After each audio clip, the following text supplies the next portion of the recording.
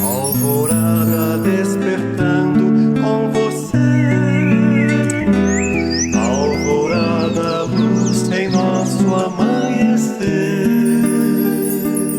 Começa agora, Alvorada, com Nando Garcia. Começando mais um programa Alvorada aqui na sua Rádio Boa Nova e TV Mundo Maior. Olá para você, querida e querido telespectador e rádio ouvinte. Obrigado pela sua companhia, de estar aqui conosco. Quero saudar também as técnicas e técnicos que estão nos bastidores, nos bastidores, trabalhando para chegar essa programação para você. E aqui, então, é o Alvorada. Eu sou o Nando Garcia e ele é o Sérgio Júnior, que está estudando lá na Alemanha. Em breve vai estar no Brasil, mas está agora lá na Alemanha. Olá, Serginho. Oi, Nando, tudo bem? Tudo bem? E como é que estão aí os estudos, Serginho? Está tudo bem aí? Estudando bastante? Graças a Deus, tudo bem. Agora eu terminei as minhas provas e logo retorno para o Brasil. Que bom ter o Serginho aqui também na nossa companhia. Nós vamos trazer aqui, né, para você, querida e querido telespectador, desculpe, vou cortar essa parte, tá? Nós vamos trazer aqui para você, telespectador e rádio ouvinte, do livro Bênçãos, né? Bênçãos de Paz, de Emmanuel. O texto que nós vamos colocar aqui é o Falta de Fé, né? Falta de fé, uma coisa importante para a gente trazer aqui hoje, que o Serginho vai comentar, vamos comentar junto com o Serginho, e vamos então para o texto. Eu vou ler aqui já o primeiro parágrafo.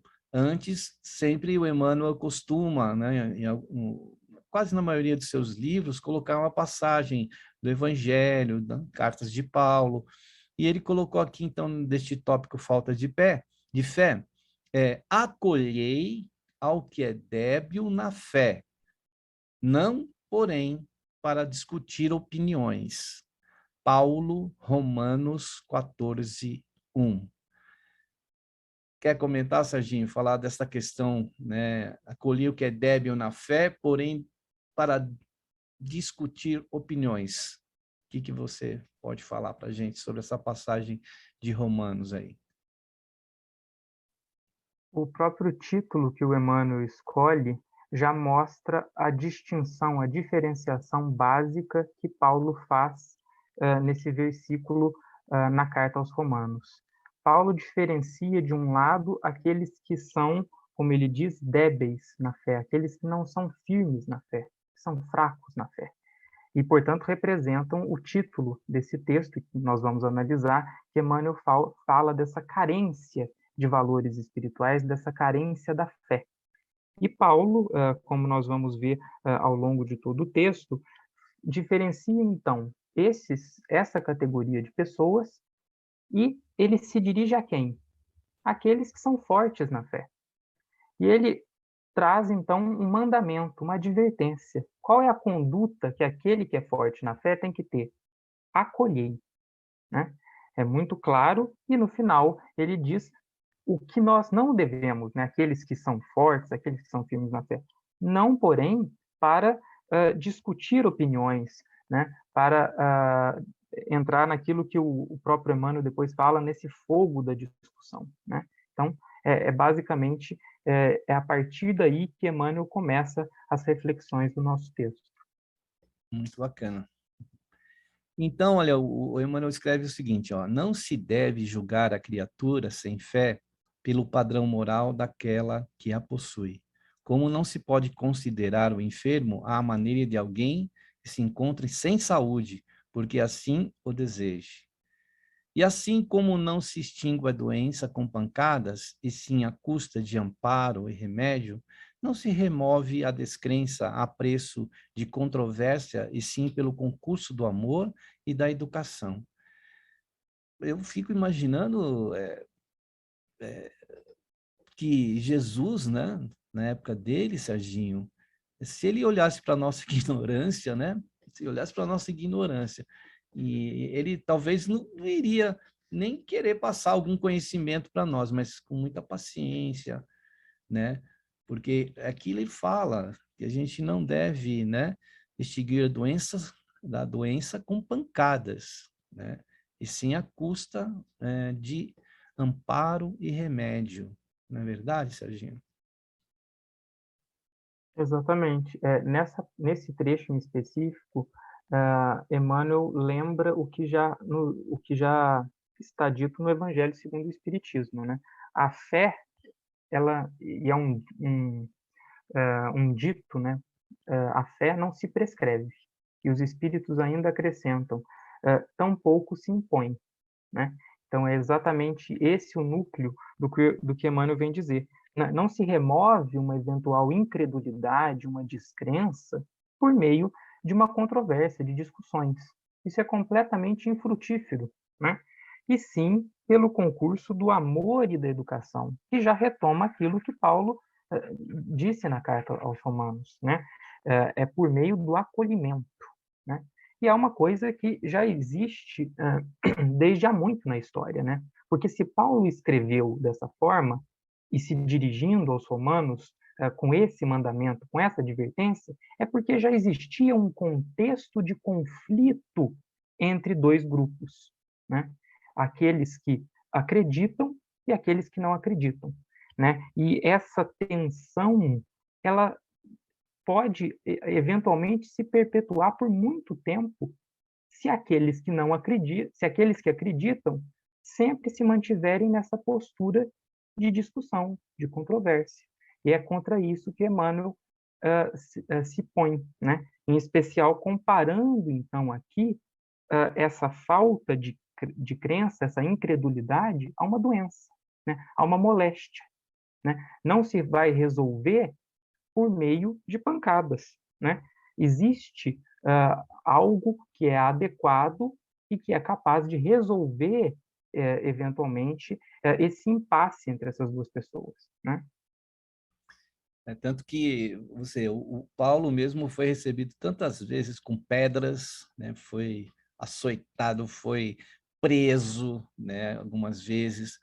E mesmo Jesus, né, contra a incompreensão, e me parece que aí Jesus estava no caldeirão, né, estava naquela época, ele entrou, ele podia ter chegado em qualquer outra parte do planeta, mas ele foi onde estava o caldeirão, onde estava fervendo, e ele entra naquele clima ali para trazer, né, de volta aquela crença no Pai, né, que estava esquecida, que estava conturbada, né? Por isso que ele entra naquele caldeirão lá, para apaziguar, para ensinar, para trazer para a gente verdadeiramente o remédio que necessitávamos para alimentar a nossa fé.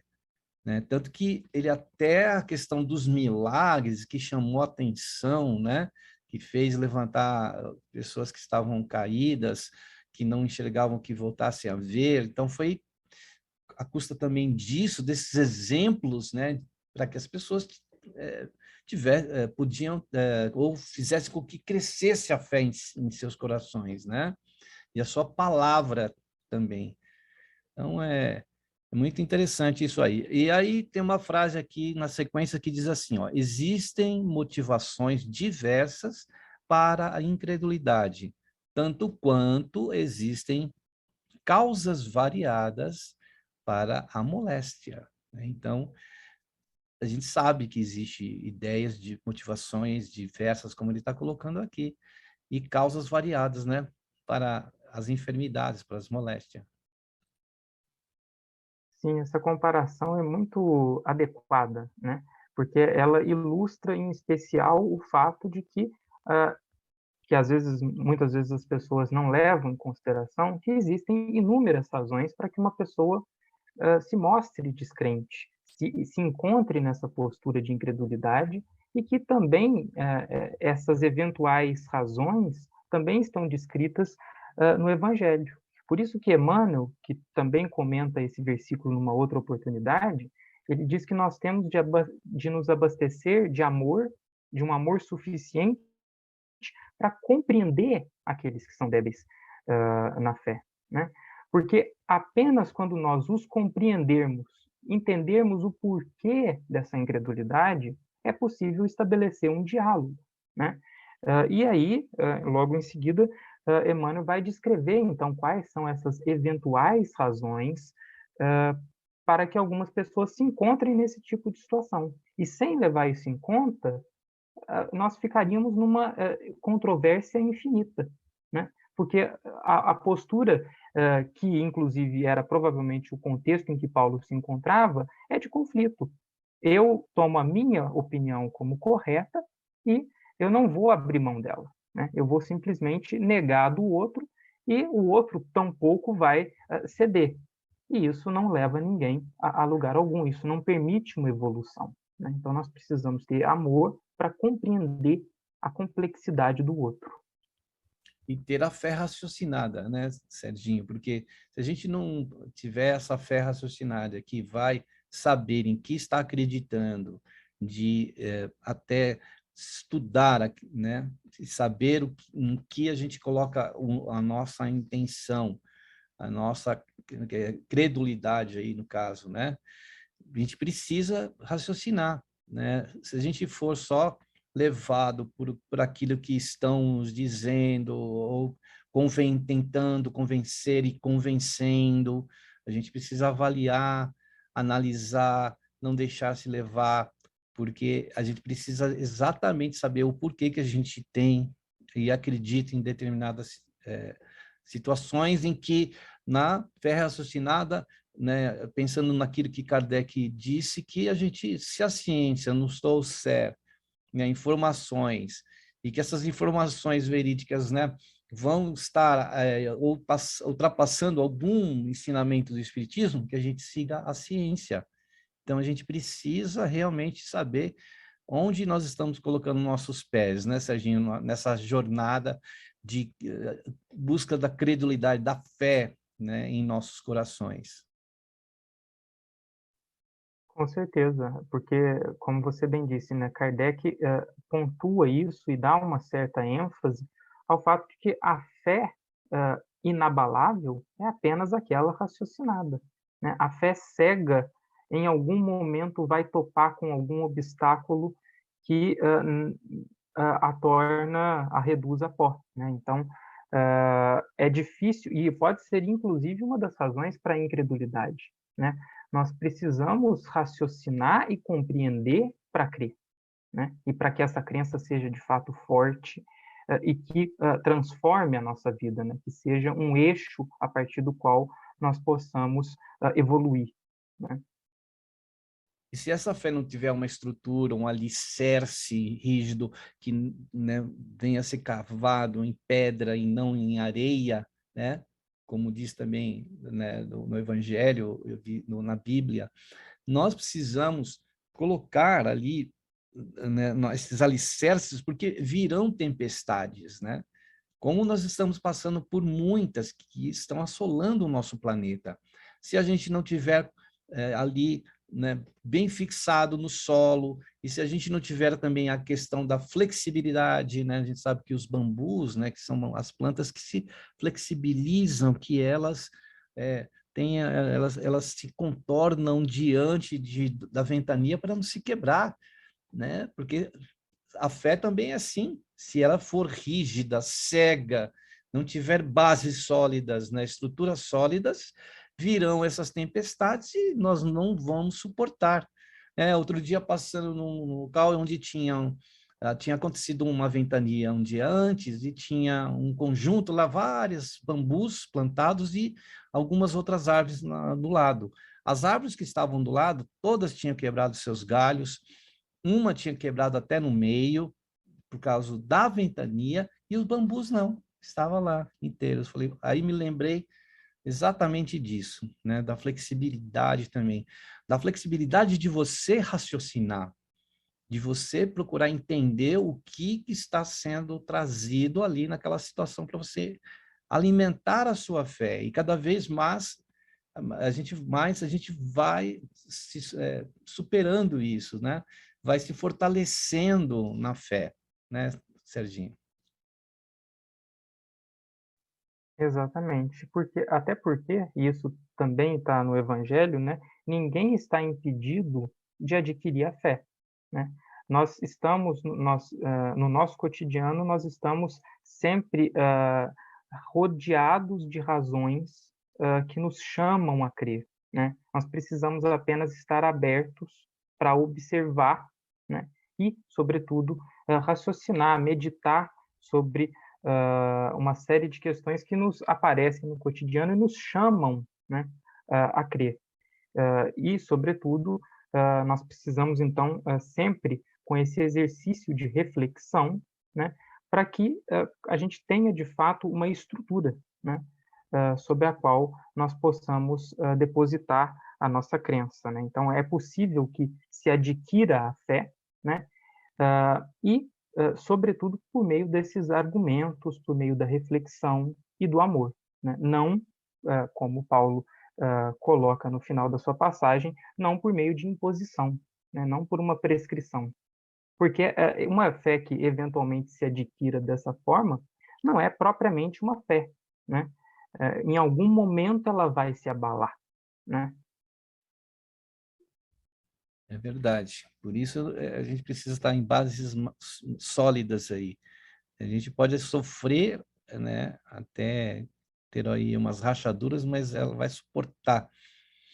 E aí o nosso Emmanuel continua o texto aqui. Ele vai alinhar aqui algumas coisas aqui, né? Em toda a parte onde se alinham seres humanos encontramos, né, aqueles irmãos que ainda se privam de mais amplo entendimento no domínio das questões essencialmente espirituais.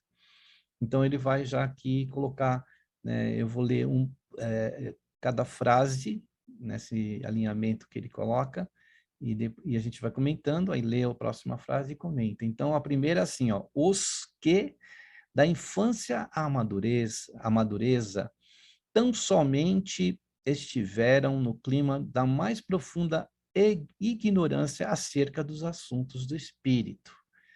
Então, aí a gente vê que há uma deficiência, né, de não da ignorância, muitas vezes não daquela ignorância que sabe e não quer utilizar aquele conhecimento. Tem a ignorância daqueles que realmente ignoram, né? Então, ele fala da infância à madureza, né? Tão somente estiveram no clima da mais profunda ignorância. Né? Então, ele vai alinhando aqui vários seres humanos que encontramos naqueles irmãos que ainda se privam de mais amplo entendimento, né, Serginho? Sim, como eu disse, Emmanuel comenta esse versículo em mais de uma oportunidade, né? E no outro texto, Emmanuel começa fazendo uma divisão. Se Paulo divide aqueles que são firmes, fortes na fé, e aqueles que são fracos na fé, Emmanuel começa pondo de um lado aqueles que se encontram em uma fase de subdesenvolvimento espiritual, né? Que são justamente esses irmãos que se privam de um mais amplo entendimento, né? Assim como nós utilizamos aqui na Terra o termo subdesenvolvimento para designar aqueles que se encontram em uma situação de falta de recursos, né, e provavelmente recursos financeiros, Emmanuel acredita que esse termo seria também adequado em uma dimensão espiritual, representando aqueles que carecem, né, desses valores mais amplos do espírito, que nutrem o espírito, né, desse maior entendimento, desse mais amplo entendimento. E, a partir dessa divisão desses irmãos que se encontram nessa situação, como nós vimos acima, pode ser por diferentes razões. E a primeira delas são aqueles que, da infância à madureza, tão somente estiveram nesse clima de profunda ignorância, né? Então, nós poderíamos imaginar aqueles que, eventualmente, cresceram em um lar marcado por um materialismo profundo, né? De maneira que poucas oportunidades devem ter havido para que aquela pessoa tivesse contato com uma reflexão a respeito, né, de como Emmanuel coloca, acerca dos assuntos da alma, né? Mas isso não impede, né, e isso é muito importante, porque assim se coloca também no Evangelho, mesmo que a pessoa não tenha crescido, mesmo que a pessoa tenha crescido em um ambiente materialista, ou não tenha tido oportunidade de ter contato com essas discussões espirituais, a fé, ninguém está, enquanto encarnado na Terra, impedido de adquirir, né? Então, é sobre isso que nós devemos, isso que nós devemos sempre manter firme na nossa mente, né? Então, se a pessoa, por mais que não tenha tido, né, da infância à madureza, oportunidade, eventualmente, para desenvolver em si essa crença, é perfeitamente possível que ela se coloque também em uma postura de busca sincera, né? Porque, como os Espíritos colocam no Evangelho, no nosso cotidiano existem inúmeras oportunidades para que a gente perceba, por exemplo, a existência de Deus e uma série de outros princípios que vão nortear a nossa vida, né? Então, essa é uma primeira razão para a incredulidade e que nós devemos levar em conta. Pode ser por isso que um irmão não acredita, por exemplo, né? E não é razoável, portanto, que nós entremos em discussões acirradas e controvérsias, sendo que no passado, sendo que essa pessoa tem todo esse passado, eventualmente, por exemplo, materialista. Não há ali, portanto, ainda um terreno fértil, né, para que ela cultive esses valores. Com o tempo, com argumentos e com amor, com acolhimento, é perfeitamente possível que isso se altere. Mas nós precisamos ter isso bem forte na mente. Senão, são completamente inúteis as nossas tentativas. Enquanto você falava, eu lembrava que Paulo, né, Serginho, ele foi levar o evangelho, né, para aqueles povos que eram considerados os povos mais inferiores da época, né? Eram tratados como os inferiores. E Paulo vai e leva a eles também, né? Existia o preconceito das castas ali religiosas, né? E até mesmo dos próprios apóstolos, né? Mas ele não, ele vai aos gentios, né? Por isso que ele é chamado de apóstolo dos gentios, e leva para esse povo também a fé no Deus único, em Jesus, na sua passagem de Jesus. E Jesus também, quando estava lá na Samaria, quando sentou lá, né, naquele poço lá que veio a samaritana, e um judeu jamais conversaria com uma samaritana como ele conversou, para levar a fé, né? Levar a fé como Paulo também fez depois.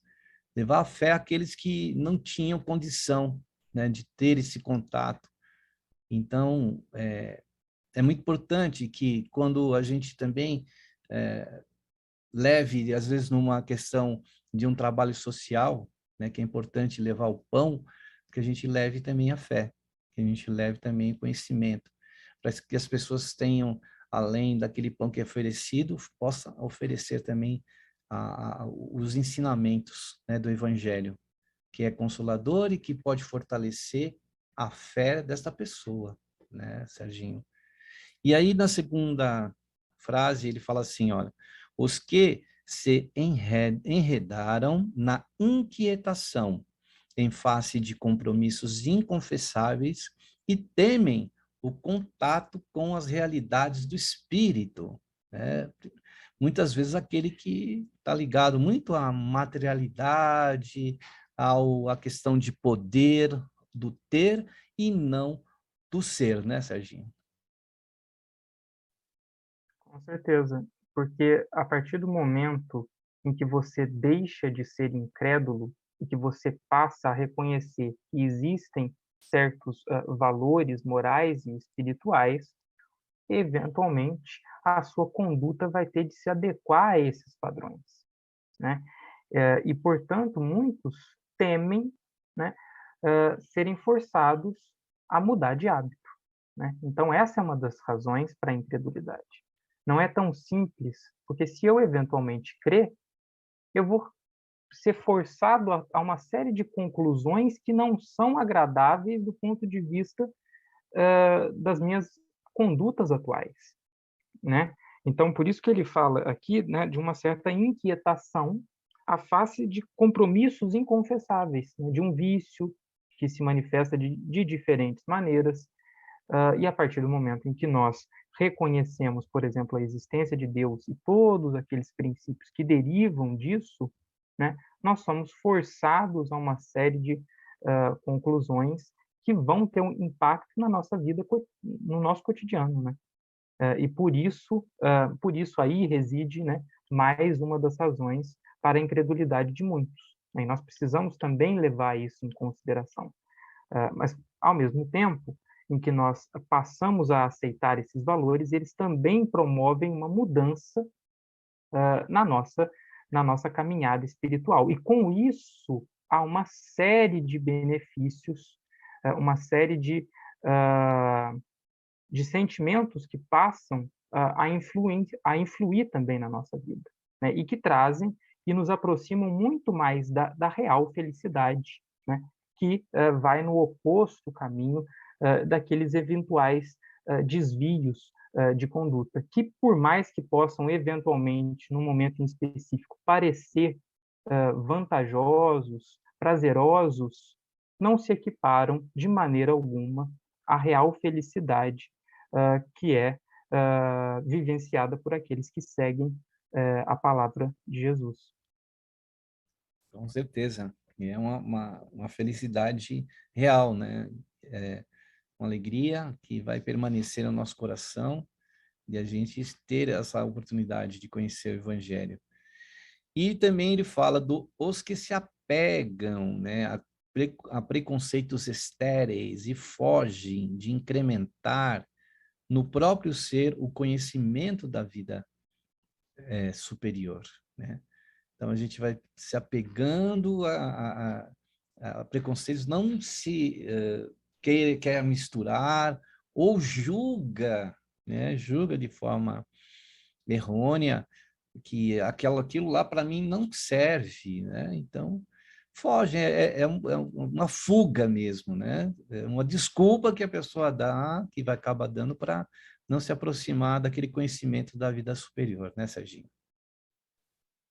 Sim, no Evangelho, inclusive, duas razões que se aproximam dessas para uma eventual incredulidade seriam o descaso, né, que de certa maneira é o que está também manifestado aqui, e acima de tudo, o orgulho, né, porque ali no final também fala de incrementar no próprio ser o conhecimento da vida superior, né, e no Evangelho também é descrita a conduta daquele que não crê, daquele que é incrédulo, que é fraco na fé, porque a partir do momento em que ele crê, que ele passa a tomar como verdadeiros uma série de pressupostos, ele tende a reconhecer que existe um ser superior, né?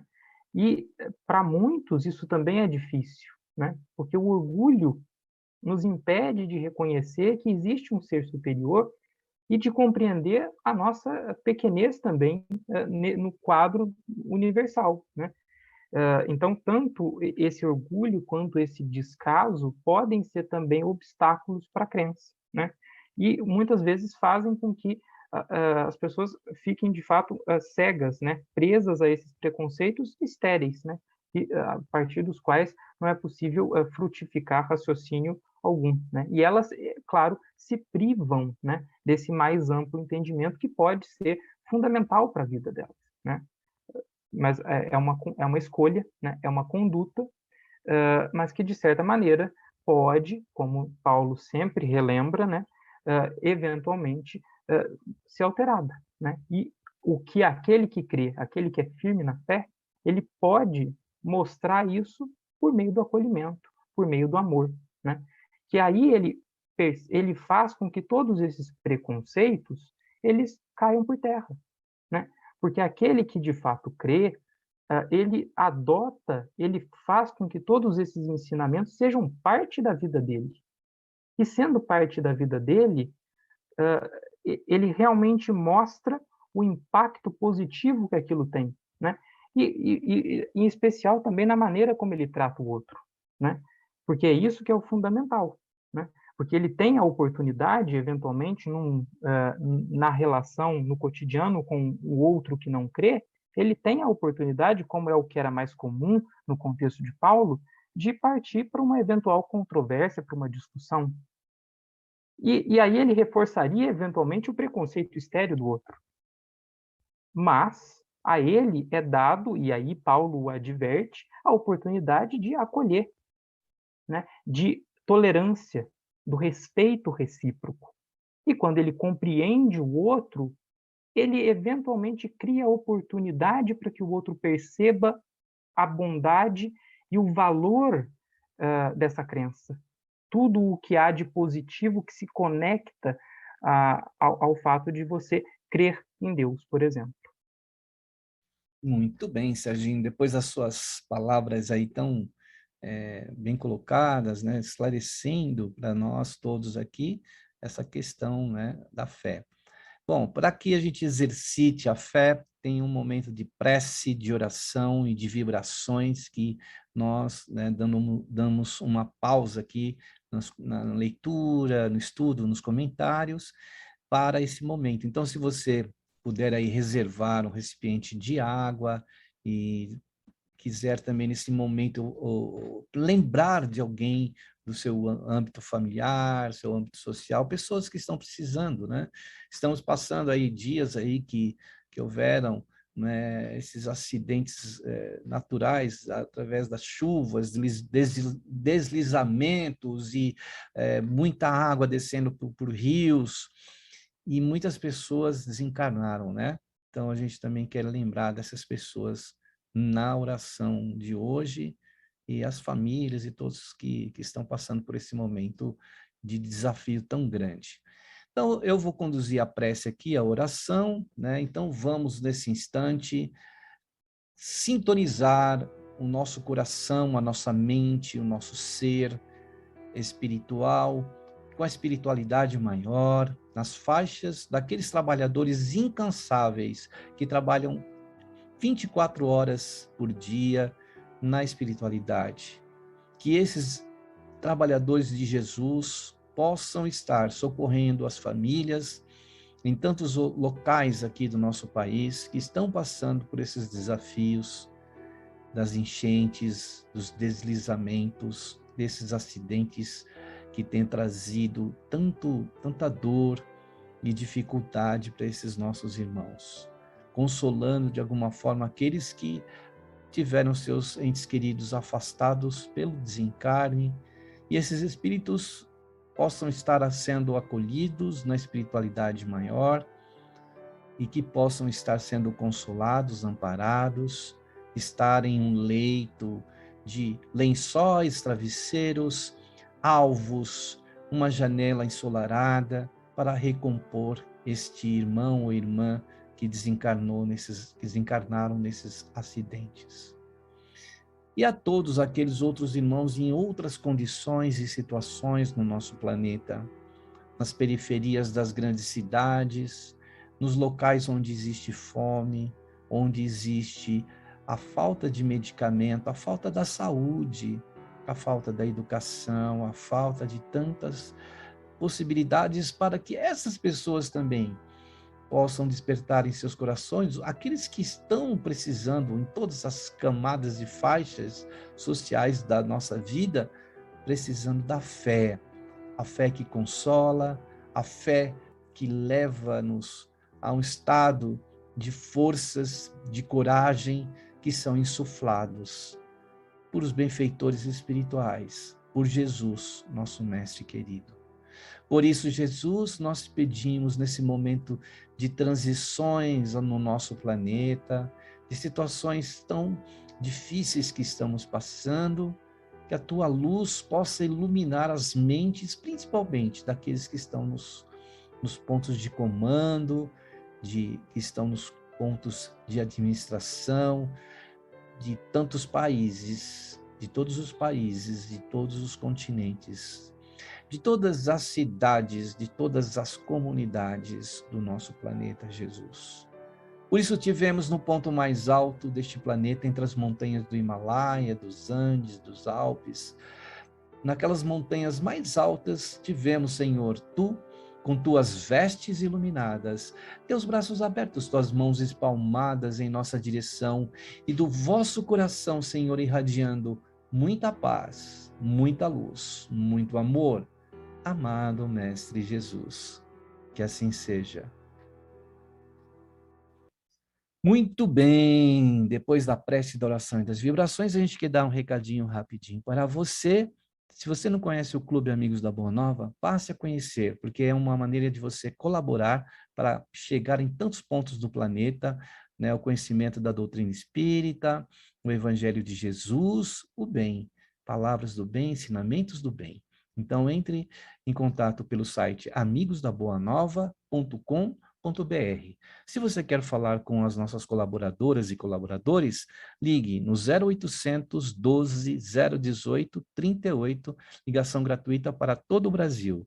E também no fixo 11 2458 3214. E o WhatsApp, que é internacional, você pode de qualquer ponto do planeta entrar em contato, é o 11 97 261 0272.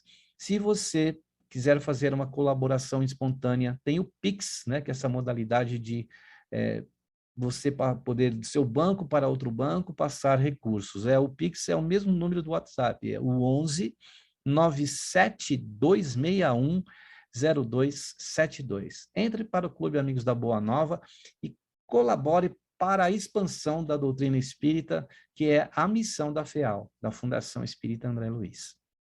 Muito bem, querido Serginho, vamos voltar então ao texto aqui, onde aqueles alinhamentos que o nosso Emmanuel vem colocando, ainda tem dois aqui que faltam, então o que eu vou ler está escrito assim, ó, os que sofrem processos obsessivos, temporariamente incapacitados para raciocinar com segurança em torno da orientação pessoal. Difícil, né, Serginho, para esses irmãos nossos que estão em processos assim, né, tão complicados, obsessivos, para acessarem, né, muitas vezes a fé, né? Sim, e aí é um acréscimo de Emmanuel a uma dimensão espiritual, né, em especial que diz respeito a nós espíritas, porque um possível obstáculo reside justamente nesse processo obsessivo que impede que a pessoa possa, como ele bem diz, por um determinado tempo, que ela raciocine com segurança. Então, uma eventual discussão, um eventual debate com uma pessoa que se encontre nessa situação será estéril, será infrutífero, né?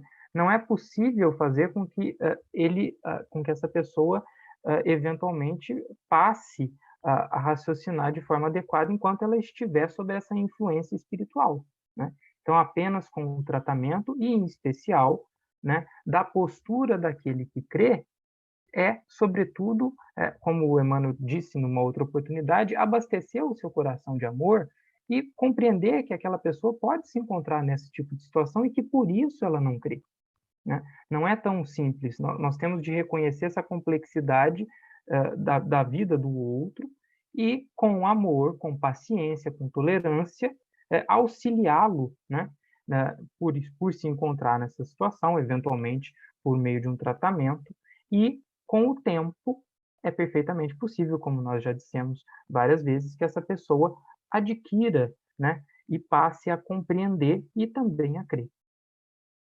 E nós somos, assim, testemunhas, né, Serginho? Porque no nosso centro espírita, a gente várias vezes observou e testemunhou, né, no caso, pessoas que chegaram em condições, né, muitas vezes difíceis de compreensão, até a pessoa não conseguia proferir uma frase, né, numa situação bem complicada. E aí é feito esse trabalho com paciência, com carinho, e você usou a palavra amor algumas vezes aqui no dia de hoje, amor, né? Porque cada um de nós chegamos ao Espiritismo, ao conhecer o Evangelho de Jesus, numa situação muitas vezes difícil, né? Então foram abertas as portas, né? Aquilo que você disse do acolhimento, é necessário que a gente faça um acolhimento a princípio, né? O presidente do meu centro dizia: tá vendo aquela pessoa que fica lá na porta recepcionando? A gente sabia quem era, né? É uma senhora muito carinhosa que recebia as pessoas lá. Ela é mais importante aqui dentro do centro do que qualquer outra pessoa, porque ela acolhia, porque você chega já numa situação difícil, né? Num caso desse, uma obsessão, vamos dizer assim, Se você não é bem acolhido, se você não recebe um calor ali humano, um amor, um carinho, a pessoa vai embora. Ela vai embora já no primeiro instante, ela nem fica mais ali. Então, ela deve chegar a ser acolhida e se fazer, para ela se fazer entendedora, ou compreender o que está sendo colocado ali, né? E às vezes a pessoa vem também cheio de informações errôneas, erradas que teve fora, superstições, orgulho, um monte de coisa, até chegar ali. E a gente não pode ser a pessoa que vai barrar esse irmão chegando lá. Ao contrário, né? Ela tem que encontrar dentro do ambiente ali acolhimento, amor, carinho, compreensão, porque quem de nós, né, não também passou por essa situação? Uma vez indo com um coral lá para Uberaba, coral que ia todo ano no aniversário do Chico, cantar lá para o Chico, né? E eu fui sentado do lado de um senhor que ele foi falando: você sabe, Nando, onde eu poderia estar hoje? Eu falei: aonde? Ele falou: eu poderia estar no manicômio. E eu cheguei a ser internado no manicômio. Mas é porque eu tinha vidência, eu via os espíritos, tal. E foi, então, fui levado a um centro espírita, né, bem acolhido lá, e hoje estava lá, né, em coral, cantando, estudando espiritismo e outras coisas mais. É muito bom isso, né? Sim, com certeza. São exemplos que, de fato, mostram o valor do que Emmanuel disse, né? Então, e sobretudo, né, como também Emmanuel dizia, né, é por meio do exemplo, né, que se divulga a doutrina espírita, né? Então, o exemplo ao qual Paulo nos chama é o exemplo do acolhimento, do amor, né? Muito bem. E aí a última frase aqui, antes da gente encerrar com o último parágrafo, ele fala: os que caíram em extrema revolta ante as lides expiatórias que eles mesmos fizeram por merecer. E também temos irmãos nessa condição, né, Serginho? Sim, porque a todo a toda a todo efeito, né, corresponde uma causa, né. Então, por meio da minha própria conduta, eu eventualmente crio e transformo o ambiente ao meu redor em um verdadeiro, inferno, né, que é uma situação, hã, a qual eu me encontro, de fato, rodeado por energias negativas, as quais foram criadas pelas minhas próprias condutas e pensamentos também. E é muito simples, que é uma conduta confortável, que as pessoas simplesmente atribuam a culpa a todo esse mal que acontece, na vida, a Deus. Bom, se Deus de fato existisse, eu não deveria me encontrar nessa situação, né? Sem se recordar da própria responsabilidade, né? Do próprio papel para a construção do que é o seu presente, né? Porque as coisas não surgem na nossa vida do nada, né? Elas dependem, sobretudo, do nosso livre-arbítrio e da conduta que nós escolhemos adotar, né? Então, muitas vezes é muito simples que a gente se esqueça disso e atribua toda essa culpa a Deus, porque é muito mais simples não crer e não ter de adotar também todos esses princípios para a nossa vida. Muito bem. E então, agora eu vou ler o último parágrafo, que também estamos chegando no último parágrafo e nos minutos finais do programa. Então, o Emmanuel encerra assim: olha, quando te vejas defrontado pelos companheiros sem fé ou portadores de confiança ainda muito frágil, compadece-te deles e auxilia-os quanto possas, segundo a solicitação do apóstolo Paulo. Saibamos acolhê-los ao calor da bondade, nunca ao fogo da discussão. Então, ele encerra aí e a gente encerra aqui. Serginho, só posso agradecer aí a sua disponibilidade aí, do seu tempo e as suas despedidas aí, se quiser ainda comentar alguma coisa, fique à vontade para a gente encerrar aqui, então. Eu que agradeço pela oportunidade, mais uma bela mensagem de Paulo e também de Emmanuel, né, nos exortando a esse comportamento de acolhimento, né? Então, que a gente saiba sempre ter isso em mente, compreender o outro, para poder, de fato, levar esse amor que Jesus nos ensinou. Muito bem, obrigado. Olha, se você quiser mandar uma pergunta para o Serginho, para o Nando e para a equipe do Alvorada, mande no para as telefonistas no 0800 979 5011. Quer sugerir algum programa, alguma pauta, ou quer mandar recadinho para nós? 0800 979 5011 ou 11 2457 5011. Então, chegando ao final aqui de mais um programa Alvorada e até o próximo programa aí com o Serginho junto com a gente. Tchau, Serginho. Manda um tchau aí para o pessoal. Só fala um tchau aí. Tchau, tchau. Tchau, tchau e até o próximo programa Alvorada. Alvorada despertando com você. Alvorada, luz em nosso amanhecer. Termina aqui, Alvorada, com Nando Garcia.